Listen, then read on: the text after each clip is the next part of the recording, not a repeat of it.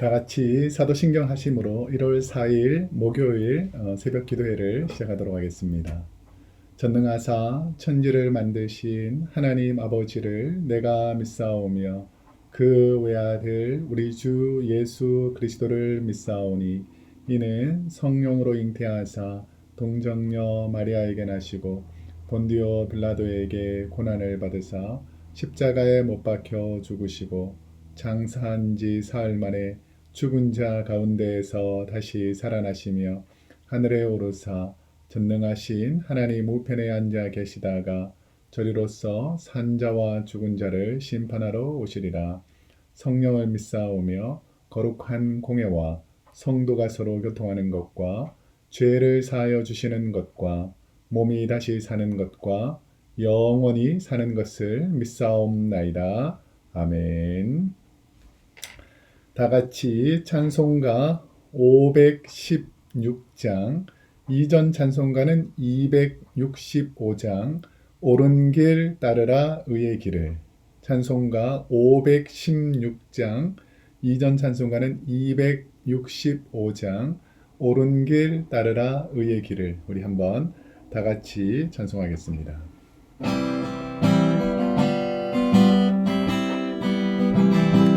옳은 길 따르라 의의 길, 세계 만민의 구할 길,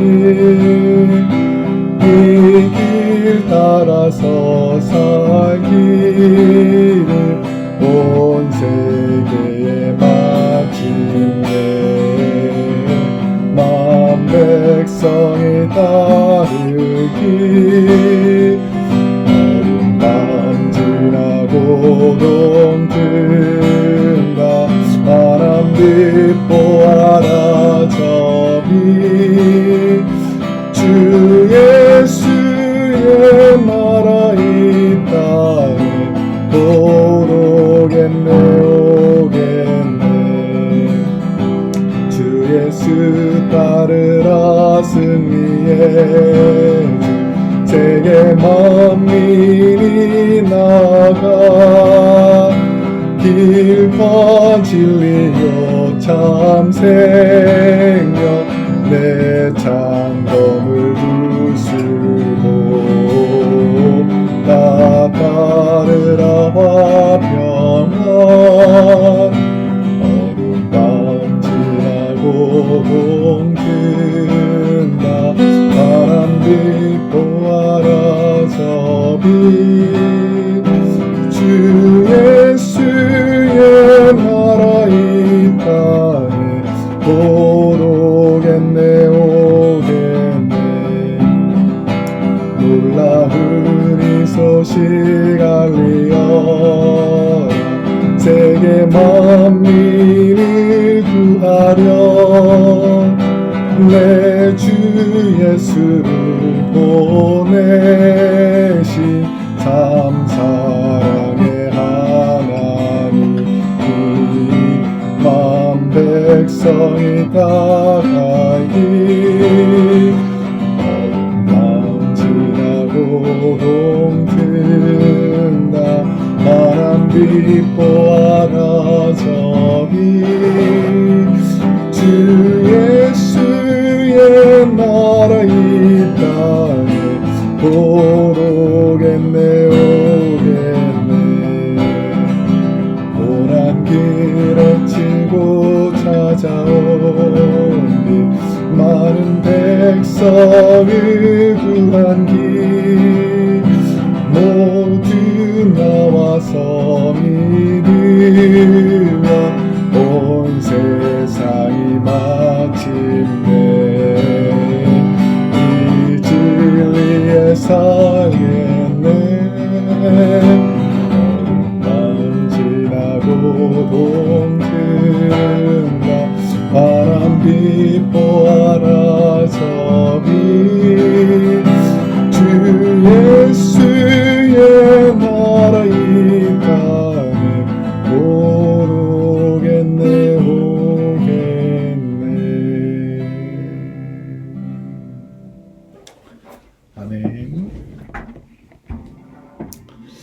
오늘 이 새벽에 우리에게 주신 하나님의 생명의 말씀은 신약성경 14페이지 마태복음 10장 1절에서 15절까지 말씀입니다.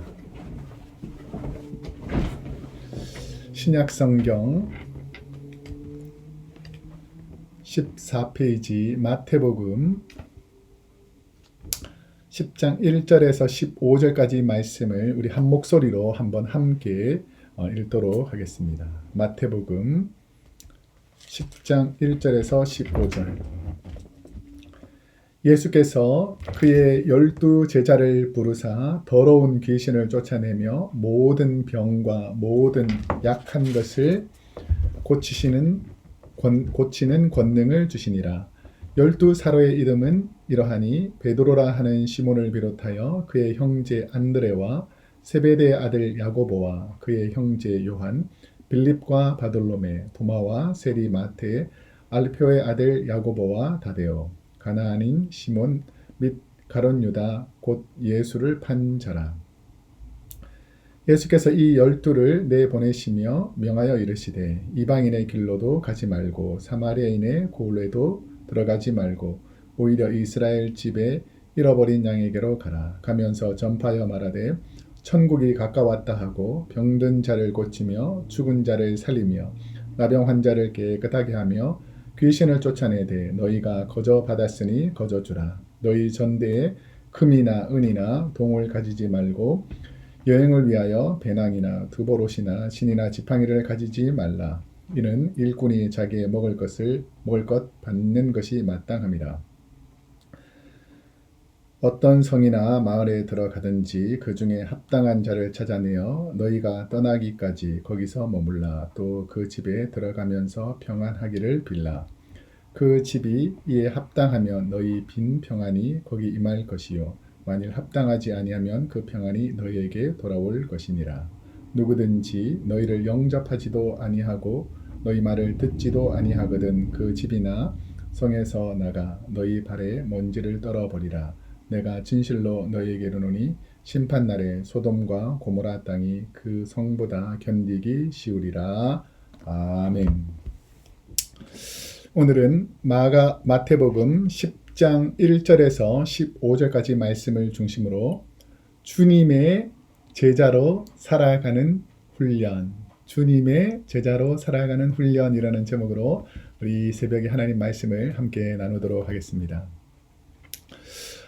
마태복음을 우리가 개괄적으로 자세히 보시면 1장에는 족보에 관한 이야기, 2장에는 예수님의 탄생에 관한 이야기, 3장에는 세례 요한을 통해서 세례를 받으시고 4장에는 마귀에게 시험 받으시는 일, 요까지가 예수님께서 공생애를 본격적으로 시작하기 전의 모습이라면 이제 5장, 6장, 7장 산상수훈에서 예수님께서 제자들을 부르시고 그 제자들에게 하나님의 말씀을 선포하시면서 하나님의 나라의 주의 자녀들이 어떻게 삶을 살아야 된다라는 것을 말씀으로 교훈한 것이 5장, 6장, 7장 산상수훈이라면 8장과 9장에는 8장의 5가지, 9장의 5가지 이 10가지 기적들을 보여주시면서 하나님의 아들 예수님께서 이런 권능을 가지신 분이다 라는 것을 보여주시고 오늘 이 마태복음 10장에서는 주님의 제자가 이제 예수님처럼 살아야 되는데 우리가 보통 학교에서도 대학교에서 교사나 이 보통 정식 교사로 나가기 전에 이 시니어 때 교생 실습 같은 걸 하지 않습니까? 이처럼 오늘은 제자로서의 삶을 마친 것은 아니지만 제자로서의 삶을 살면서 예수님께서 실습을 보내시는 장면이라고 할 수 있습니다. 예수님께서 12 제자들을 파송하기 전에 주신 능력은 무엇이었는가? 오늘 본문 1절 말씀해 보니까 예수께서 그의 12 제자를 부르사 더러운 귀신을 쫓아내며 모든 병과 모든 약한 것을 고치시는 권능을 주시니라. 권능이라는 것이죠. 본문에 보면 예수께서 그의 12 제자를 이라고 합니다. 그의 12 제자를. 그러니까 이 그의 12 제자라는 것은 뭐냐면 그냥 막연한 제자들 정해지지 않은 전하들이 아니라 영어에서 보면 더라는 정관사가 붙어 있는 것과 의미가 같습니다. 그래서 그 12제자들이라는 것인데 이 12명의 제자들은 마가복음 3장과 누가복음 6장의 기록을 보면 산상순 이전에 12명의 제자들을 예수님께서 선택하신 것으로 나오기 때문에 지금 오늘 이 본문에 나오는 이 12명의 제자는 이 주님께서 불러서 말씀으로 훈련하고 그리고 많은 기적을 보여주신 이후에 선택된 12명의 제자들이라는 것을 알 수가 있습니다. 여기서 권능이라는 것은 뭐냐면 하나님께서 주신 특별한 능력, 이 디나미스라는 이 권능이라는 말은 하나님께로부터 받은 은혜와 은사를 말합니다. 그러니까 세상에서도 뭐 탤런트, 스킬 이런 기술들이 있잖아요. 그런 것 말고 하나님께서 우리에게 주신 영적인 권능, 이걸 은사라고 하죠. 그래서 그 권능 중에 하나가 뭐냐면 우리 주님께서도 귀신을 쫓아내셨잖아요. 그러니까 제자들이 파송되어서 각 마을에 들어갈 때마다 그 마을에도 여전히 귀신 들린 분도 있을 것이고 나병으로 고통하는 분도 있을 것이고 아니면 앞을 보지 못하는 분도 있을 것이고 걷지 못하는 분도 있을 것이고 이런 여러 가지 질병으로 고통당하는 분들을 치료할 수 있는 성령의 은사, 능력, 권능을 하나님께서 이 제자들에게 부어주셨다라는 것입니다. 그러면 우리 주님께서 왜 말씀만 선포하지 않고 권능을 함께 제자들에게 주셨을까를 생각해 보면 우리 주님께서 베드로를 부르실 때에 내가 너를 어떤 사람으로 만든다 그랬죠? 사람 낚는 어부, 그러니까 어부에 종사하던 이 베드로에게 사람을 구원하는 어부로 만들어주겠다라고 말하면서 우리가 보통 물고기를 낚시할 때에 물고기 미끼를 거는 것처럼 밑밥이 있잖아요. 이처럼 그냥 예수 믿어라, 복음을 들어라라고 하면 사람들이 잘 모이지 않지만 치유와 권능이라는 하나님의 능력을 미리 보여주면 많은 사람들이 그 치유와 능력, 권능 때문에 자신들의 필요에 따라서 말씀을 듣기 위해서 이 제자들에게 몰려들 것을 우리 주님께서 아시고 권능을 겸하여 주셨다라는 것을 알 수 있습니다. 예수님께서 부르신 12명의 제자들은 어떤 사람이었는가? 오늘 본문 2절과 3절에 보면 12사도의 이름은 이러하니 베드로라 하는 시몬을 비롯하여 그의 형제 안드레와 세베대의 아들 야고보와 그의 형제 요한, 빌립과 바돌로메, 도마와 세리마테, 알페오의 아들 야고보와 다데오, 가나안인 시몬과 및 가룟 유다 곧 예수를 판 자라라고 되어 있습니다. 여기서 우리가 좀 자세히 봐야 될 단어가 2절 첫 부분에 나오는 12 제자라고 나오지 않고 12 뭐라고 나오죠? 사도라고 합니다. 사도. 이 사도라고 불린 것은 예수님 당시에는 제자라고 불렸지만 이 사도라고 불린 것은 예수님께서 돌아가신 이후에 이들이 사도의 직분, 예루살렘에서 주의 복음을 들고 전할 때에 사도의 직분, 어포슬이라는 직분을 받아서 이 많은 지역에 영향력을 미치거든요. 그래서 이 사도라고 기록된 것을 보면 이 마태가 예수님 당시에 있었던 이야기를 사도 시대에 기록했다는 것을 알 수 있습니다.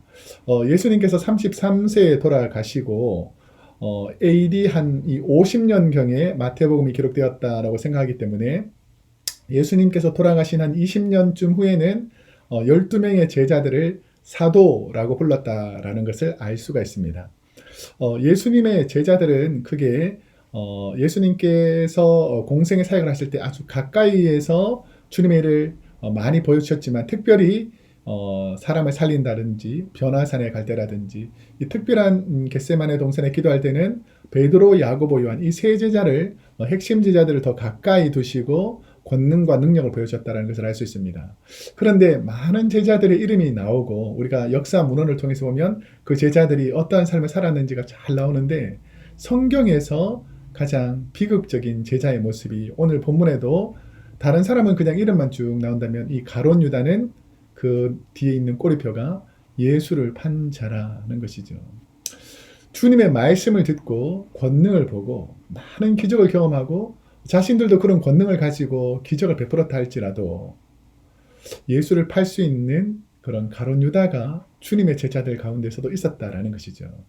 우리가 나중에 복음서를 살펴보면 이 가룟 유다가 처음부터 예수님을 팔려고 이 땅에 태어났다기보다는 그가 돈괴를 맞고 또 물질에 대한 욕심이 생기고 그 예수님에 대한 기대치가 바뀌게 되면서 그 마음과 생각 속에 사탄이 예수를 팔려는 마음과 생각을 넣었다라는 것이죠. 아담이 처음부터 선악과를 먹으려고 했던 것은 아니겠죠. 뱀이 와서 사단의 유혹함으로 인해서 그 뱀의 유혹에 넘어가서 죄를 범했던 것처럼 우리가 신앙생활 하면서 하나님 앞에서 주의 자녀로 살아갔지만 늘 사탄들은 예수님도 사탄에게 시험을 받을 정도니까 우리가 얼마나 많이 쉽게 넘어질 수 있겠습니까? 그런데 그 예수님의 제자 중에서 끝까지 믿음을 지키지 못한 가룟 유다는 결국 하나님의 은혜를 입지 못한 불쌍한 제자라고 성경은 기록하고 있습니다. 예수님께서 12명의 제자들을 전도자로 파송하시면서 하신 부탁이 무엇인가? 오늘 보면 5절에서 6절 말씀에 보니까 예수께서 12를 내보내시며 명하여 이르시되 이방인의 길로도 가지 말고 사마리아인의 고래도 들어가지 말고 오히려 이스라엘 집에 잃어버린 양에게로 가라 라고 말합니다. 12명의 제자들에게 예수님은 이방인의 길로 가지 말라라고 말합니다. 제자들에게 영원히 이방인으로 가지 말, 이방 땅으로 가지 말라 이런 의미는 아니죠. 우리가 나중에 제자들이 다 이방 땅에 가서도 복음을 전했으니까. 근데 이 말은 뭐냐면 처음에 복음을 전할 때에 너무 그 복음과 이 좀 이렇게 접촉이 쉽지 않는 먼 지역이든지 타 문화에서 복음을 전하는 것이 아니라 너의 동족, 가까운 사람들부터 복음을 전하라. 사마리아와 온 유대와 사마리아와 땅끝까지라는 이 사도행전 1장 8절에 보면 그 바운더리가 점점점 넓어지는 것을 알 수 있지 않습니까? 그러니까 제자들에게도 처음에 실습할 때는 너와 익숙한, 너와 가까운 우리로 따지면 가족들, 형제 자매들, 자녀들 아니면 나와 교제하는 가까운 분들 중에서 아직도 복음에 대해서 잘 모르거나 복음에 대해서 관심이 없는 분들에게 주의 권능과 주의 능력을 선포하면서 복음을 전하는 것이 더 효과적이다라는 것을 우리 주님께서 말씀하고 있다는 것입니다. 제자들이 복음을 전하며 한 일은 무엇인가? 자, 오늘 본문 7절에서 8절 말씀에 보면 가면서 전파하여 말하되 천국이 가까이 왔다 하고 병든 자를 고치며 죽은 자를 살리며 나병 환자를 깨끗하게 하며 귀신을 쫓아내되 너희가 거저 받았으니 거저 주라. 오늘 본문에서 보면 7절에 가면서 전파하여 말하되 이 천국 복음을 전하는 자세에 관해서 말하는데요. 전파하다라는 헬라어 원어는 카레소라는데 카레소 이 단어는 전쟁에서 일어나는 긴급한 상황을 전한다라는 것이죠. 그냥 평범한 소식, 일반적인 뉴스를 전하는 것이 아니라 회개하라, 천국이 가까이 왔다. 하나님의 나라가 너에게 곧 임할 것이다. 회개하지 않는 자는 지옥으로 간다. 하나님 말씀 믿고 천국으로 가야 된다라는 아주 긴급한 명령으로 전파했다라는 의미에 가깝습니다. 그런데 이 복음을 전한 이 내용을 크게 4가지로 제자들이 선포하고 있는데 이 4가지 내용들은 뭐냐면 하나님의 나라가 우리에게 혹은 이 땅에 임했을 때에 이곳에 어떤 역사가 일어나는가. 우리가 하나님의 나라 천국에 가게 되잖아요. 근데 우리가 구원받은 순간부터 하나님의 자녀니까 하나님의 자녀로 살아갈 때 하나님께서 이 땅에서도 죄악 많은 이 땅에서도 어떤 변화를 우리에게 주시는가를 제자들이 선포합니다. 그 4가지 중에서 첫 번째는 뭐냐면 신체적인 치유에 대해 설명합니다. 신체적인 치유. 그래서 오늘 본문에 보니까 병든 자를 고치며 그러니까 이 땅에서는 병든 자들이 치유받아야 건강하게 살아갈 수 있잖아요. 그런 것처럼 하나님의 나라는 모든 병든 자들이 치유받는 곳이다 라고 선포합니다. 두 번째는 존재론적 치유인데요. 이 땅의 삶을 사는 사람은 언젠가 태어났다가 존재론적으로 죽음이라는 것을 맞이하잖아요. 근데 두 번째는 죽은 자를 살리며 그러니까 그때 당시에 예수님께서 나사로도 살리고 나인성 과부의 아들 살리고 회당장 야이로의 딸도 살리지만 이런 살았던 사람들이 결국은 죽지 않습니까? 그런데 이 살아나는 것을 통해서 예수님의 부활을 통해서 우리가 다시 살아나는 것을 선포하는 것이죠. 그래서 하나님의 나라는 죽었던 사람들이 영원한 안식을 누리면서 새로운 삶을 시작되는 것이라는 것을 이 존재론적 치유에 대해서 선포합니다. 세 번째는 종교와 의식적 치유에 관한 말씀입니다.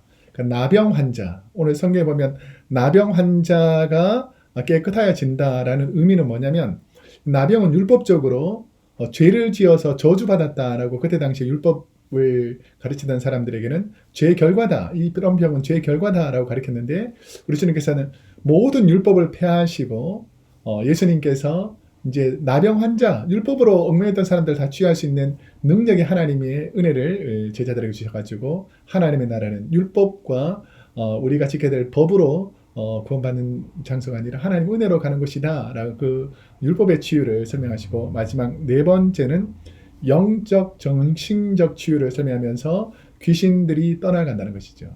이 땅에는 마귀와 사탄의 역사가 계속해서 지속되지만 하나님의 나라는 더 이상 사탄, 마귀, 귀신들이 존재하지 않는 곳이다 라는 것을 선포하는 것입니다. 제자들이 복음을 전한 집집마다 기도한 것은 무엇인가? 오늘 본문 12절에서 13절에 보니까 또 그 집에 들어가면서 평안하기를 빌라. 그 집이 이에 합당하면 너희 빈 평안이 거기 임할 것이요 만일 합당치 아니하면 그 평안이 너희에게 돌아올 것이니라. 여기서 선포하는 것은 샬롬을 선포하는 것이죠. 당시 이스라엘 지역에서 샬롬이라는 인사보다는 카이레임, 은혜와 기쁨이라는 인사가 더 많았던 시대입니다. 그런데 예수님께서 이 땅에 오셔서 샬롬, 예루샬렘, 샬롬의 왕이죠. 그래서 만국, 만국의 샬렘, 평화의 왕으로 오신 우리 주님. 그래서 그 주님의 나라를 선포하는 것. 그래서 가는 곳곳마다 샬롬, 샬렘 왕이 오실 것입니다. 이곳은 예루살렘, 하나님의 나라가 통치되는 곳일 것입니다라고 샬롬을 선포했다는 것이죠. 선교사님들이 많은 훈련을 받지만 그 중에서 제일 중요한 훈련 중에 하나가 뭐냐면 그 문화와 상황에 맞는 것을 선포하는 것입니다. 우리가 살다 보면 내 생각과 내 뜻대로 복음을 전하려고 하는 경우가 많이 있는데 오늘 주님의 말씀처럼 제자들은 가는 곳곳마다 복음을 선포하고 회개를 선포하고 치유를 선포하고 회복을 선포했습니다. 오늘 우리 주위에 믿지 않는 분들, 어려운 분들, 낙심하는 분들, 질병으로 고통하는 분들 우리 하나님의 손이 닿으면 치유가 임할 것입니다. 오늘 그 치유가 저와 여러분에게 가득하시기를 축복합니다. 기도하겠습니다.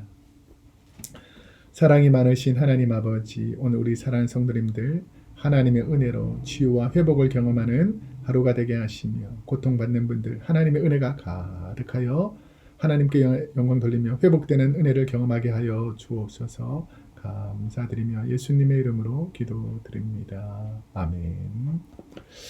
오늘도 복된 하루 되시기를 축복합니다.